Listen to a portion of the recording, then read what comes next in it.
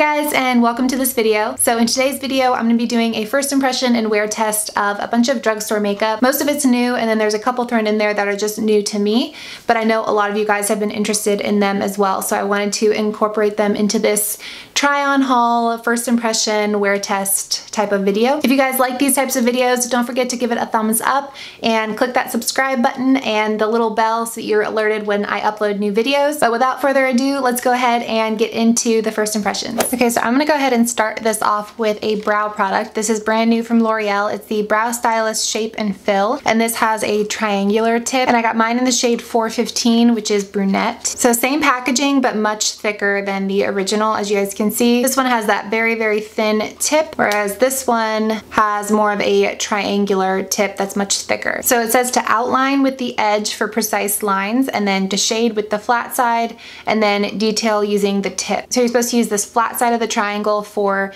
filling in, and then the kind of edges and points of the triangle for those hair-like strokes. So the thing I usually don't like about thicker eyebrow pencils is that you can't get that very precise eyebrow stroke look, but I like that they kind of explained how to use it and that you still can get the precision that you want, but you also have the bigger side to make filling in the middle a lot faster.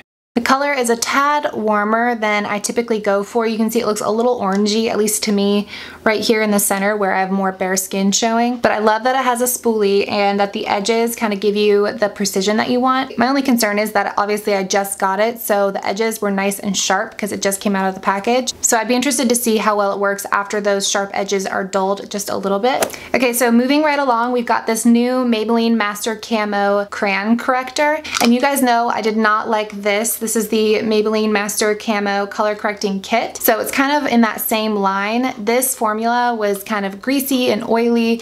I did not like the way it felt, especially on my oily skin. So I'm hoping that they not only changed the packaging, but they also changed the formula. First impression of the packaging, it's really cool. It's got a very interesting applicator, and then it's one of those twist ups, so we'll see how long it takes to actually get the product out. But I went for the shade 50, which is Apricot for dark circles, because I do have these kind of blue dark circles underneath my eyes, and peachy colors are really good for canceling out blue or dark circles. Okay, so you're gonna have to twist it a lot right when you first open it. I'm still twisting this. Okay, here it comes, and I feel like a lot's gonna come out.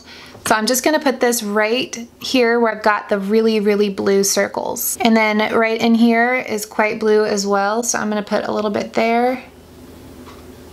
And I'm just gonna blend it out using my finger. This formula is definitely different. It does not feel greasy or oily at all. It's very thin, and it honestly doesn't feel like I have anything on my skin right now. Oh, we are looking good right now. And the next up, I'm gonna be trying a foundation. Not necessarily new, it's just one I haven't tried, and it's the No. 7 Stay Perfect Foundation. And I'm gonna be applying that with a blending sponge I've never tried, and this is by e.l.f. It's their teal one. So I got the No. 7 Stay Perfect Foundation in the shade Honey, and I had a lot of trouble in the store trying to match the shade because they did have testers out for these foundations, and this one is a little bit darker than my skin tone, though I think it'll be good when I have a tan. But the lighter shades were very gray toned or cool toned. It was hard to find a nice warm toned lighter shade, so just keep that in mind. Definitely test out these colors. And I was attracted to this because it's hypoallergenic and very good for sensitive skin. And it says that you can wear it up to 17 hours. The packaging is awesome. It's like a glass bottle, and it looks very high end, and of course has a pump, which is awesome.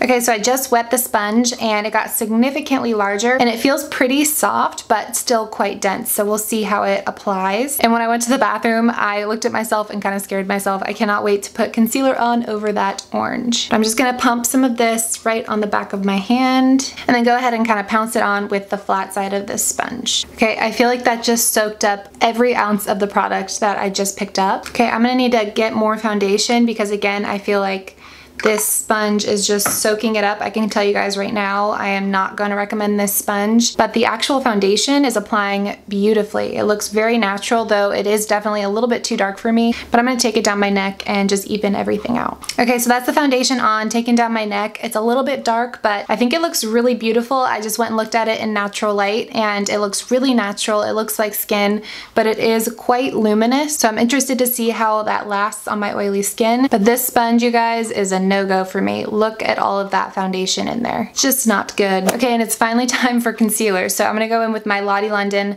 Got It Covered concealer in the shade Fawn. I'm just gonna dab it on so that I don't disrupt the product underneath too much. I'm just gonna blend it out using my fingers because I am done with that sponge. So I already knew I love this concealer, but it blended beautifully. It worked really well with the foundation, and I'm really happy with the way my under eyes look. Obviously I need to set with a powder because they're kind of glowing right now, but I don't see any blueness poking through, which is nice, and I think that's the color corrector working really well. So I'm really happy with that. But before I go ahead and set with a powder, I'm gonna be applying my last cream product, and that is this Beautifully Bare Targeted Natural Glow Stick with Vitamin E in the shade Champagne Glow. So it says you can use this alone or over foundation. So if you wanted to go with a no foundation day, I guess they're saying this is the type of product that you could put on without any foundation just to add a little bit of extra glow. So I'm just gonna apply this to all the high points of my face. I'm just gonna blend it out with my finger. So that's what it looks like, and keep in mind it's on top of a luminous foundation. That's kind of helping it out a little bit. Definitely a very natural highlighter, but I do see that it rubbed off a little bit of my foundation, so I'm not sure I love the application of it, but it's kind of perfect timing for them to come out with something like this given the popularity of the KKW Beauty contour and highlighting sticks and how affordable this alternative is. Okay, so the next two products I have to show you are eyeliners, so I'm gonna skip forward and do all the rest of the steps of my makeup off camera, and then I'll be back to try on the eyeliners with you. Okay, so I'm back, and I ended up deciding to use that e.l.f. highlighter as my eyeshadow, so we'll test that throughout the day today as well and see how it lasts as a cream eyeshadow. And other than that, I just used a little bit of the NYX HD pressed powder and the L'Oreal Glam bronzer on my cheeks and kept it pretty simple. But now I'm gonna be testing two eyeliners. I've got the Maybelline Curvitude, so this is kind of the eyeliner they brought out with their new Curvitude mascara. If you haven't seen my review of that mascara, I will link that down below. And the other one is this new e.l.f. Liquid Waterproof Mascara. So I'm gonna do one eye each so I can test both of them in this video. And I'm gonna start with the e.l.f. Waterproof Eyeliner. This is in the shade Jet Black. Really, really nice wand. Very, very thin. It reminds me of one of my favorites, which is the NYX Collection Noir eyeliner. So I'm gonna go ahead and apply this to my right eye. Okay, I do not like this applicator. It reminds me of the NYX one, but it doesn't bend at all. And it's so pointy that I literally just poked myself. That was super hard to work with. I'm gonna have to use the other eyeliner, hopefully, to touch this side up because this one hurts. That's way too pointy. It's almost sharp. So that's how pointy it is. It looks like it's gonna be great, but watch. Literally, I can poke myself so hard and it actually hurts. All right, let's hope we have better luck with this one. This is the Maybelline Curvitude liner. So similar to the mascara, it's got this curved tip here. And then the applicator is nice and pointy. It looks like there's a couple of indentions in there. So I'm not sure what the purpose of those would be, but we'll see. I'm gonna go ahead and apply to this eye. Okay, much better luck with this one. I lined this entire eye, I touched up this eye, and then just out of curiosity of how long it would stay saturated, I decided to do a small flick, and then I decided to do another one over here, and throughout all of that it stayed completely saturated. So great first impression. We'll see how it wears throughout the day. So I'm gonna go ahead and throw on some mascara and lashes, and I will be right back. Hey guys, so I'm back. I was gonna apply some false lashes, but I ended up just deciding to leave it at mascara, and I used my go-to right now, which is my L'Oreal Lash Paradise. But the last product that I'm gonna be testing for you guys before I start the wear test is this liquid lip primer by e.l.f. And it says that this helps lock down lip color and prevents bleeding, fading, and creasing, and that it's enriched with vitamin E to help with nourishing the lips. So I'm gonna apply this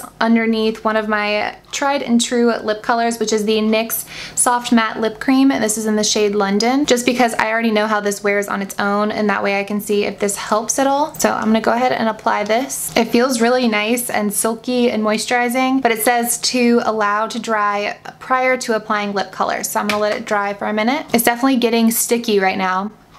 I can feel it drying. And I don't know if you guys are gonna be able to see, but it's definitely blurred my imperfections on my lips. Okay, so it's been about 4 more minutes and it still feels tacky to the touch, so I'm thinking that might be how it dries, and maybe that's what gives the lipstick something to stick to. So I'm gonna go ahead and apply this NYX Soft Matte Lip Cream on top. Okay, so that definitely went on a little bit smoother than usual, and it looks a lot more uniform. It doesn't appear to be going into the cracks on my lips at all, but we'll see if it helps the longevity of the lip color.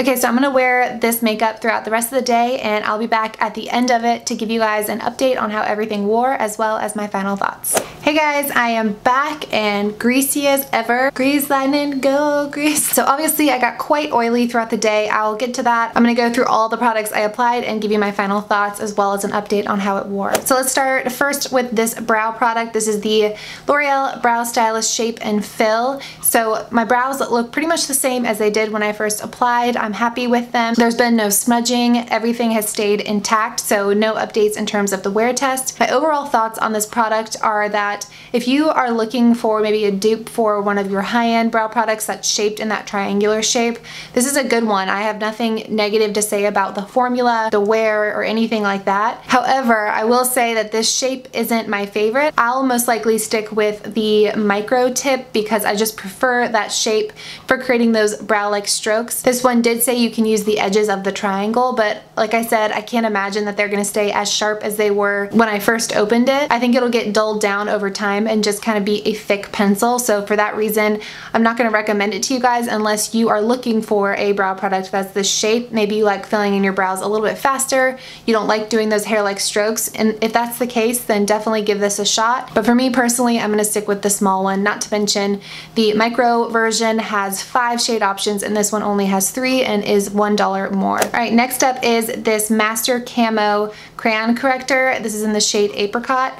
I am really impressed with this. This formula is completely different than this original one, and I really like the fact that they've broken them out into their own little pens because not everyone needs this many correctors. Some people just have 1 or 2 issues they're trying to correct. For me, it's the blueness under my eyes and the redness around my nose, so I may go back and get the green one to combat redness since I am impressed with this formula. I like the applicator. Overall, I think this was a massive step up in terms of the Master Camo line. Now, as far as the foundation and the sponge, you guys know my thoughts on this sponge. Look at all of this foundation. It's soaked up. I mean, that's kind of ridiculous. And now the foundation. So I know how I look right now, but I really do like this foundation, and let me tell you why. First of all, the packaging is beautiful. I love that it's hypoallergenic. I love that it has an SPF of 15. And though I am oily as all get out, I definitely see that.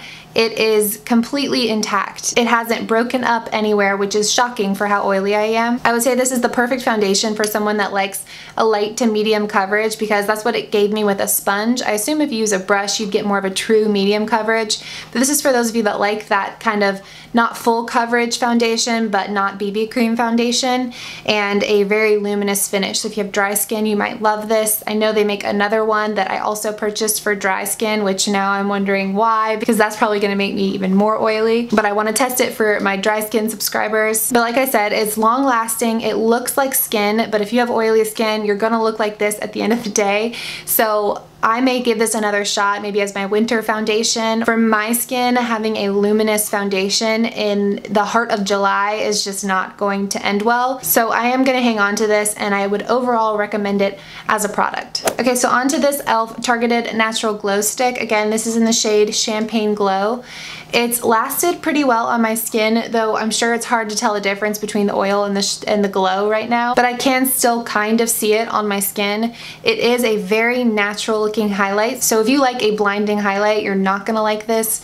Maybe it would be good to layer underneath your powder highlight if you like a really blinding highlight, but I don't think you're missing anything here if that's kind of the highlight you like to go for. If you like more of a natural finish, if you like it to just look like the sun is kind of bouncing off of your cheekbones, I think you will like this. I also really like that it has vitamin E in it, that it's doing good things for the skin. You guys know how I feel about that. That said, it did not last as an eyeshadow. It's completely creased on my eyes, but to be fair, it's not meant to be used as an eyeshadow. That was just kind of an experiment. And the other thing that I'll say is that I felt like when I was applying it straight from the tube onto my face, it was picking up foundation with it. It was kind of taking off the makeup underneath it. So I'd recommend if you do purchase this to just kind of put it on the back of your hand and just warm it up on there, and then dip your finger in it and then apply it with your finger. So that way you can use tapping motions and not disturb the makeup that's already applied to your skin. Okay, and now on to eyeliners. This one, this e.l.f. waterproof one, and I'm realizing that I'm not highly recommending some of the e.l.f. products in this video, but if you're new here on my channel, I adore e.l.f. I adore so many of their products, but I'm 100% honest here, and if I don't like something, I'm gonna be frank with you guys.